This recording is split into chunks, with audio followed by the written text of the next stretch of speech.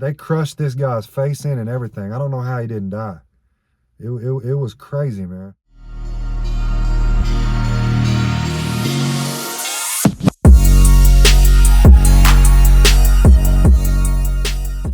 What's up, YouTube?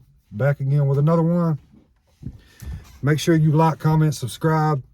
Help me get this video out to more people. I'm an up-and-coming YouTuber. Just here to share my life with you guys. And today I wanted to talk about a particular topic that happened while I was locked up during the many times I was locked up in my life. The particular jail that I was in, the politics were weird. You know, there was a lot of dirty COs, a lot of shit going on under the radar. And it was actually a decent jail. I actually had fun in this jail, believe it or not. You know, I may make some more videos depending on how you guys take this. I might make some more videos about my experiences in jail. But this particular night happened to be New Year's weekend.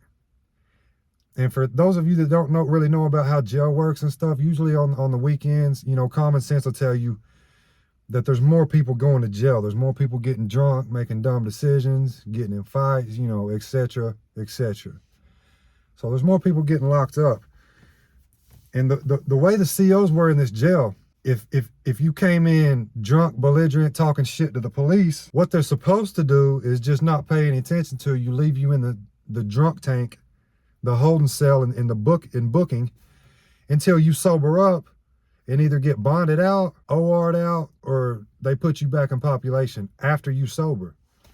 Well, like I said, the police in this jail were dirty, and this jail was known for greenlighting people.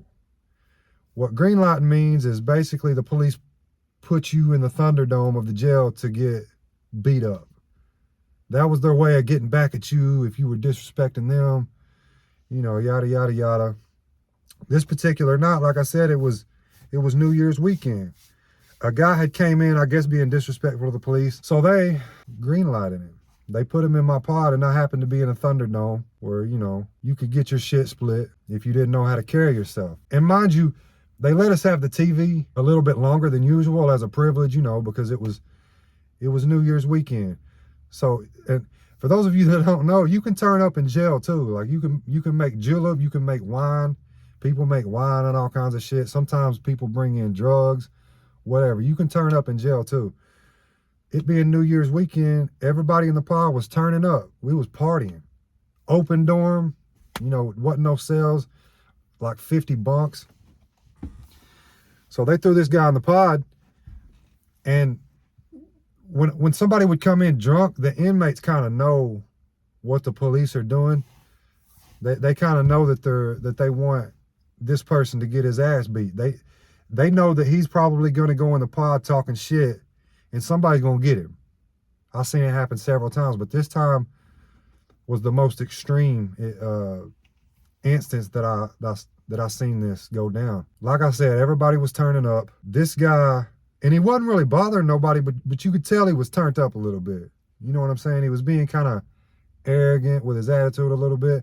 Didn't really disrespect nobody. But like I said, people was turned up. Everybody was kind of partying. You know, the energy was real high. And when you're in a real high energy situation like that, fights can break out easy. Everybody's emotional. Everybody's, you know, like amped up and shit. Fucking through the roof. You know, he was walking around. People was kind of feeling him out, analyzing him. There was a group of people that got the idea, hey, let's beat this dude's ass.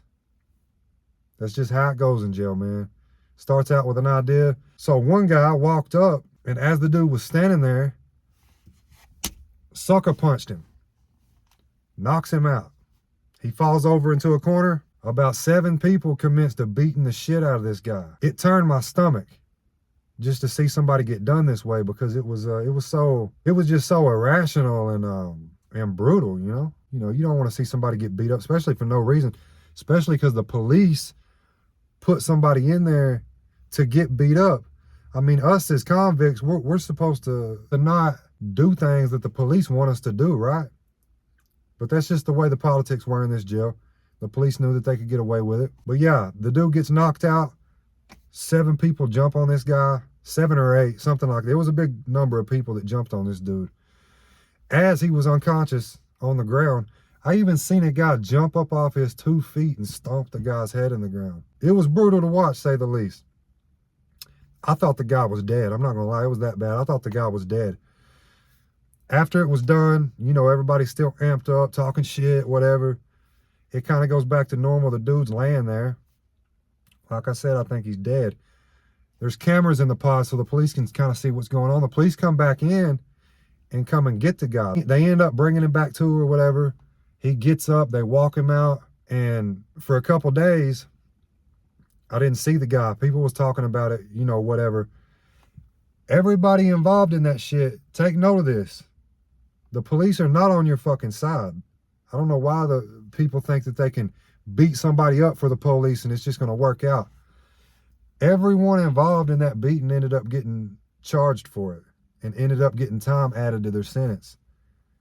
People that was getting out, you know, a couple months, a couple weeks from then, they prolonged their sentence. They all got charged for it. I was actually getting transported to another jail. I had charges in another jail, so I had to go to court. When you go to court in another jail, you know, that jail comes and gets you, takes you to go to court and brings you back. So I was getting transported for a case I was dealing with in another county. You got to pass through booking. You got to pass through booking. I'm getting a damn phone call.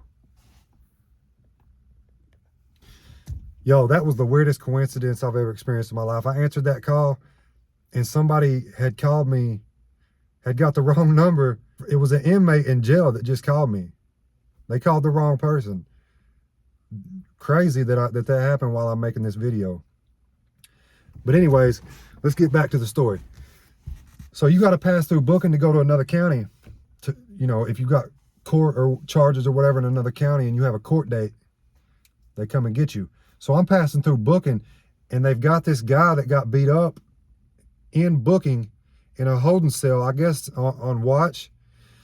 If you go on like suicide watch and things like that, they'll put you, you know, in a place where you can be monitored at all times, usually in the booking area where the police are booking people through and there's always somebody there to watch you through the glass door.